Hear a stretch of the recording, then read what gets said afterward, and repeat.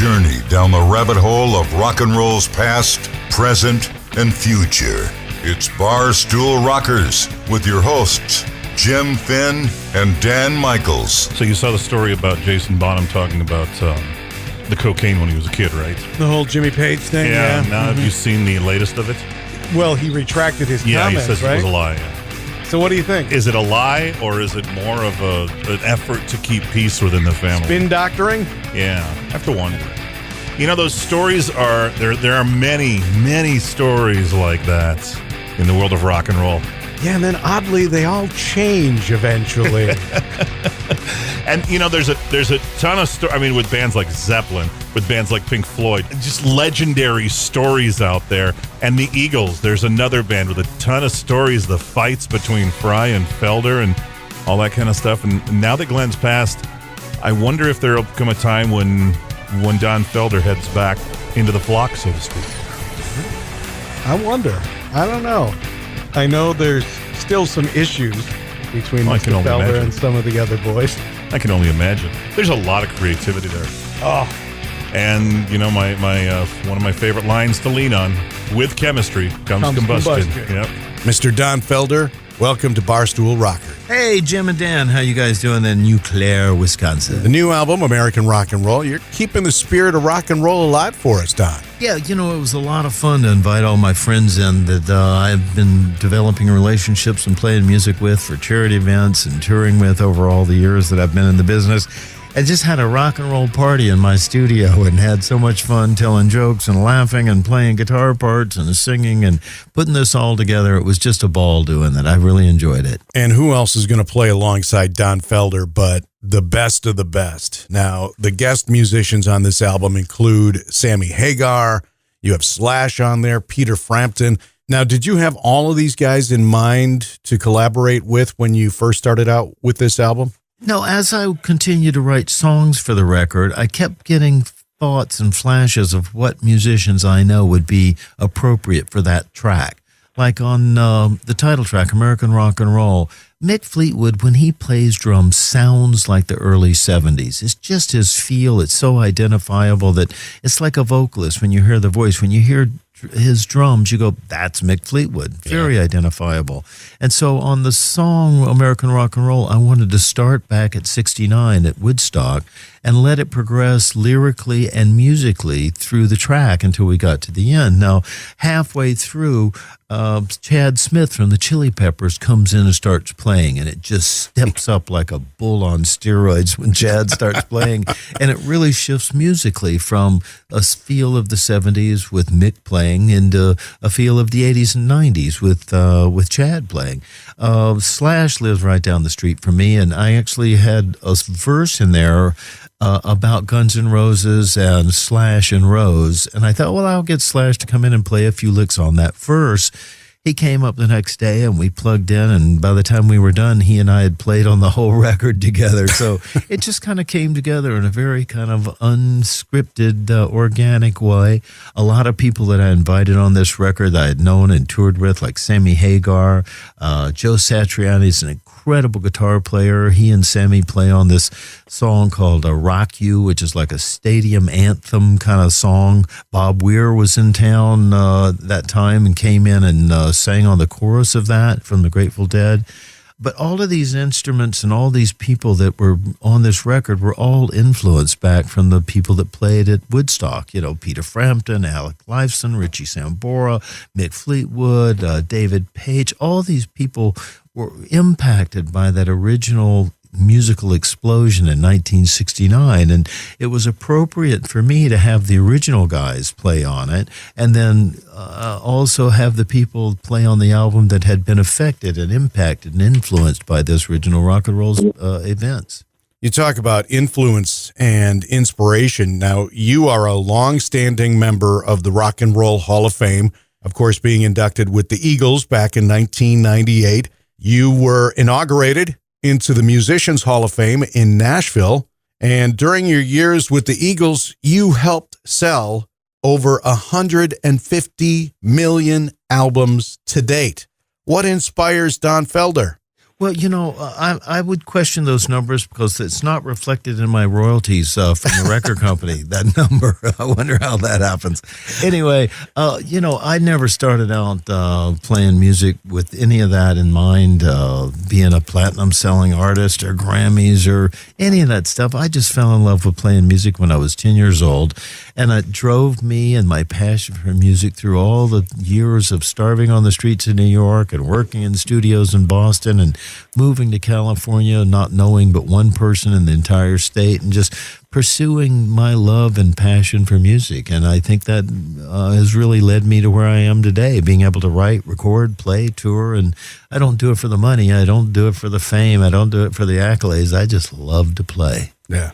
We talk about this all the time. You got to love what you do. That's right. If you're not loving what you do, you need to be doing something else. Now, that legendary double neck Les Paul, it's on display as part of the Play It Loud Instruments of Rock and Roll exhibits at the Met Museum. Was it hard to part with that beautiful lady? Well, that particular guitar has been on display in the Rock and Roll Hall of Fame since 1998, when the Eagles were inducted originally into the Rock Hall. And I did a show here at the I did a show here at the Beacon Theater about 4 or 5 years ago with Steve Miller and I. And at the end of the show, I always play Hotel California. And my guitar tech comes walking out on stage with that white double neck, and everybody knows what's coming. They explode in applause and cheering. And that's before I even touched the thing. And sitting in the audience was the curator of the Metropolitan Museum of Art. And it kind of just dawned on him that, wait a minute, that instrument has a connection with the audience and the song, not necessarily just the artist, but the instrument itself. So he contacted the musicians or the people over at the Rock and Roll Hall of Fame and put together this exhibit, which is the first time rock and roll has been displayed at the Metropolitan Museum of Art. And there's some incredible instruments there, along with my white double neck hanging in the Met. So I can't use that. It's under glass, both at the Rock Hall and under glass here in New York. So I have to use identical copies that Gibson made for me out on the road. It's just too valuable to have it out on the road. It may get broken or stolen or something like that. So anyway, it's in the Met right now, which is an incredible honor for me. Well, it's certainly alongside some good company in there. Yeah, there's Jimi Hendrix guitar from Woodstock. There's Chuck Berry's original guitar that he played and did the goose walk across the stage, the duck walk across the stage, playing Johnny B. Good. There's Van Halen's guitar. There's Jimmy Page's guitar. There's tons of people there. It's a really great exhibit.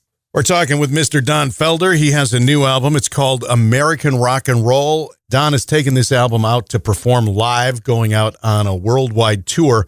You have a show coming up in Burnsville on July 12th. We're looking forward to seeing that. Let's go back in time now, Don. Is it true that you did a stint teaching guitar to a young man that would go on to become an icon? I'm talking about Tom Petty. Could you see one of my early guitar students when I was teaching guitar back in Gainesville turned out to be Tommy Petty, and I worked with him and his band, the Epics, to try to help arrange some of their stuff. He was actually playing bass at the time in that band and didn't want to play bass. He wanted to play guitar. It's much cooler to play guitar in front of a band than it is to just play bass. So he took lessons from me. I helped him and his band work out a bunch of stuff so that they just improved their arrangements on some things. And we were always in the battle of the bands with me and Petty's band, and the Allman Brothers had a band called Allman Joys or the Spotlights, and Leonard Skinnard was there. Stephen Stills and I had a band together for about a year and a half. Bernie Ledden moved to Gainesville and replaced Stephen Stills in that band. It was just an unusual number of people that came out of one little spot in north central Florida with Southern rock. Did you have any inkling at all? Could you tell even back then that young Tom Petty would go on to accomplish such great things later on in his career? No, not really. You know, Tom had a great stage presence and charisma, and he just built that whole career himself. Thank you, Don Felder. Always a pleasure talking with you, and we wish you the best with this new album, American Rock and Roll, and of course, the tour. And we're looking forward to seeing you perform it live. I want to see that exhibit. It's there through, October, I think? Mm-hmm. I want to see that exhibit. Do you know who else has something else in there? Who doesn't? Mr. Rick Nielsen. That'd be cool. His 5-necker, his Hamer. Yeah, it's in there. Yeah. Cheap Trick is represented somewhere, and Finn knows about it. That Shocker. One on the wall. The wall is now black. You know, they have a show coming up at the Sylvie in Madison this summer. Okay. There's only, two sons that have not seen Cheap Trick. The other one has. There are still 2 Finn boys that have not seen Cheap Trick live. We must do something about this. Correct this. We're going to raise hell. Yeah, sure. Did you go to the acoustic shows, by the way, down in the Dells over the winter? I missed it this time. And I blame my wife because she was directing a show. He doesn't mean that. He doesn't mean that.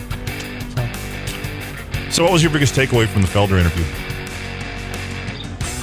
I liked his talking about how he actually taught a young Tom Petty how to play guitar. That is just, can you imagine?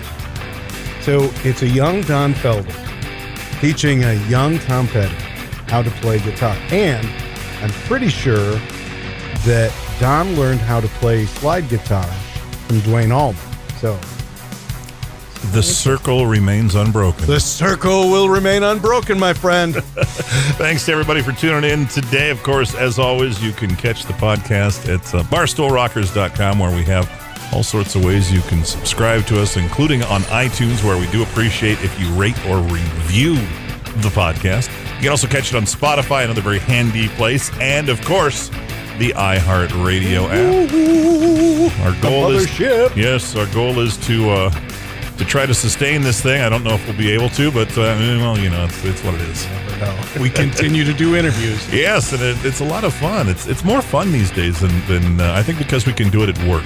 Yeah. Instead of having we have a little more freedom now to do it. So, with the exception of the Rolling Rock and the Trooper beer. Yeah, I still have the empties, by the way. Really? Yeah, I still have all the empties in the closet. Anyway, thanks to Stasia for the music, and thanks as always to all of you for listening.